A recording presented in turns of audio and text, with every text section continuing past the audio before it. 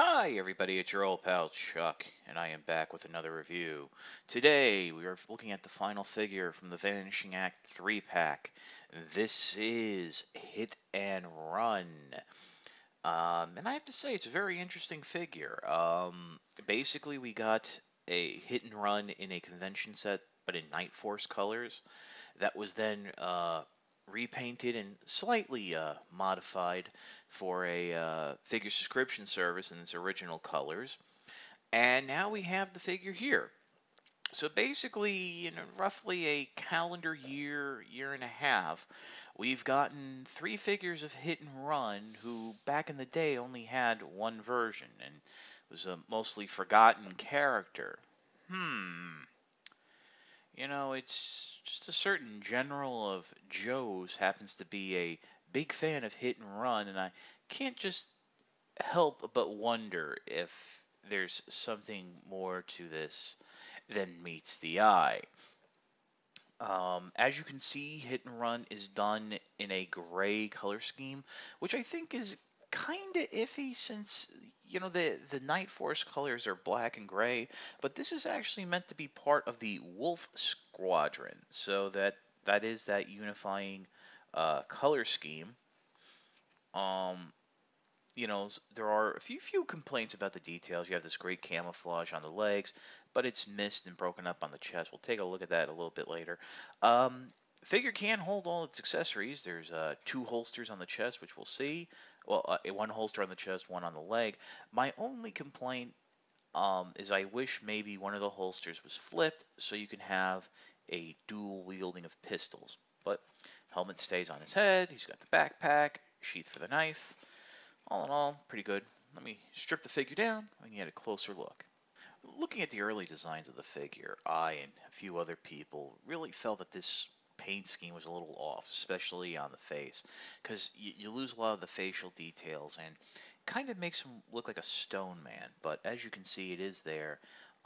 The eyes are really set in. Um, you know, it's tough to see there, but you do have the gray scheme, and there, as I mentioned earlier, is the Wolf Squadron um, logo. So, and as you can see now, where the camouflage pattern is broken up, it's like on the legs, but not on the chest, but on the helmet. I think I would have liked it a little better, and I think I would have preferred the face paint being that lighter shade to overall match with the camouflage. You can see the chest holster there, the leg holster. I think I would have preferred the leg holster being on the other side. Boot sheath. In terms of articulation, universal shoulders, 90-degree bend at the elbow, wrist swivel with the enhanced up and down wrist articulation, ball jointed head, ball jointed hips, double jointed knees, and your standard forward and back with swivel ankle rotation. So it's basically your standard enhanced GI Joe, but it's not overly crazy. I really don't think we'll ever see a GI Joe figure articulated like Captain Steve Rogers, Daredevil, Bullseye, and the fourth version of the Punisher, where it was double jointed elbows, this swivel, that swivel, ab crunch, waist swivel. This guy does have an ab crunch, by the way, but it's just because of the vest, very limited. I really don't even think we'll see that in GI Joe. It's not even in Marvel Universe anymore. We kind of already got a look at his accessories. You saw the silver pistol and the black pistol with silencer, but I just want to give you a look at some of the other stuff. Here's the helmet with